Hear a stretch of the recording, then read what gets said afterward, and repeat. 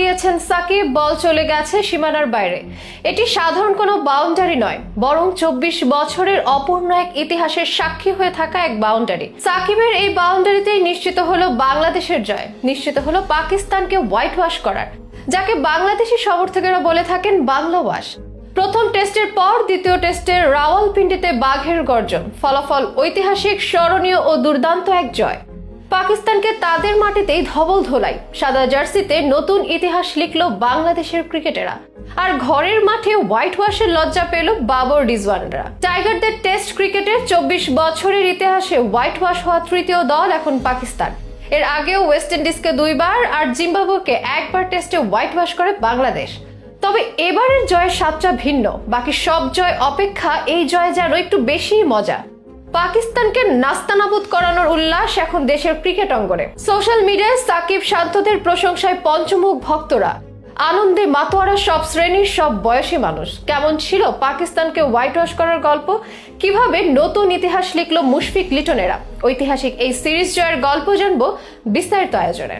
বাংলাদেশে ক্রিকেট একটি খেলা না, তার থেকে অনেক অনেক বেশি কিছু। বাংলাদেশের ক্রিকেট যেন দেশের মানুষের রক্তে মিশে যাওয়া এক নেশা, চাইলেও যা থেকে মুখ ফিরিয়ে নেওয়া কঠিন। বাংলাদেশের প্রতিটি ম্যাচ ও সিরিজ ঘিরেই আছে উন্মাদনা, আর প্রতিপক্ষ যদি হয় পাকিস্তান তাহলে তো কথাই নেই। অতীতের রাজনৈতিক অস্থিরতা ও 1971 সালের প্রেক্ষাপটের ভিত্তিতে পাকিস্তানের সাথে জয় পেলে একটু বেশি যেন খুশি হন অনেক ক্রিকেট সমর্থক। আর এবার সেই পাকিস্তানের বিপক্ষে টেস্ট সিরিজ জয়ের কীর্তি গড়ল বাংলাদেশ। আনন্দের উপলক্ষ এনে দিল দেশের মানুষকে। ফেসবুক জুড়ে চলছে একের পর এক পোস্ট। টাইগার ক্রিকেটারদের প্রশংসায় মেতেছেন ভক্তরা। এমন অবিস্মরণীয় দিন খুব বেশি আসেনি দেশের ক্রিকেটে। শুরুতে পাকিস্তানের বিপক্ষে প্রথম টেস্ট জয়, এরপর পাকিস্তানের বিপক্ষে প্রথম টেস্ট সিরিজ জয়। সাদা পোশাকে বাংলাদেশের রাজত্ব দেখল বিশ্ব। পাকিস্তানকে তাদের ঘরের মাটিতেই নাস্তানাবুদ করলো শান্ত, লিটন, সাকিবেরা। এই সফরে 2 ম্যাচের টেস্ট খেলতে পাকিস্তানে যায় বাংলাদেশ, যেখানে রাওয়ালপিন্ডিতে প্রথম টেস্ট শুরু হয় 21 আগস্ট। পাঞ্জাব প্রদেশের সে মাঠে পাকিস্তানের বিপক্ষে টেস্ট ক্রিকেটে প্রথম জয়ের ইতিহাস তৈরি করে বাংলাদেশ। শুধু জয় বললেই ভুল হবে,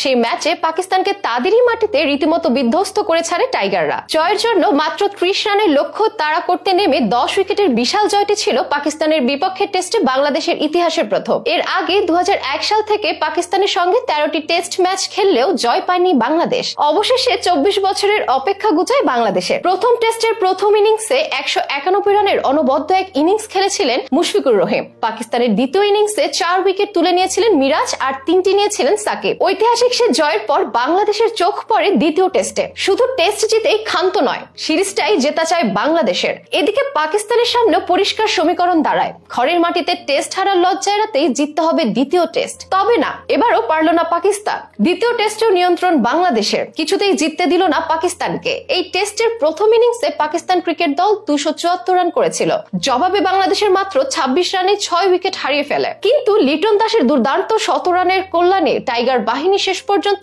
262 রান করতে পারে। এরপর দেখায় বোলিং এ কারিশমা। দ্বিতীয় ইনিংসে 12 রানে এগিয়ে থাকা পাকিস্তান ফের সাক্ষী হয় ব্যাটিং ব্যর্থতার। মাত্র 172 রানে অল আউট হয়ে যায়। ফলে বাংলাদেশের জন্য টেস্ট জয়ের টার্গেট দাঁড়ায় 185। চতুর্থ দিনের খেলা শেষে বাংলাদেশ ক্রিকেট দল বিনা উইকেটে 42 রান তুলে ফেলে। পঞ্চম দিনে তাই সামনে থাকে পরিষ্কার সমীকরণ, লাগবে আর 143 রান। হাতে 10 উইকেট, লক্ষ্যটা সহজে ছিল, তবুও ছিল শঙ্কা। অনেকে টেনে আনেন পিচের কন্ডিশন, অনেকে পাকিস্তানে ঘুরে দাঁড়ানোর সম্ভাবনার কথাও বলেন। বৃষ্টির সম্ভাবনাও চোখ রাঙায় বাংলাদেশকে। কি হবে পঞ্চম দিন, সেদিকেই নজর থাকে সবার। তবে এদিনও ভাগ্য বদলাতে পারেনি পাকিস্তান, এড়াতে পারেনি সিরিজ হার। ঘরের মাটিতে লজ্জাই হলো বাবর রিজওয়ানদের সঙ্গে। আর প্রথমবারের মতো পাকিস্তানের বিপক্ষে টেস্ট সিরিজ জিতল বাংলাদেশ দল। সাদা পোশাকেই লিখলো অবিস্মরণীয় এক ইতিহাস।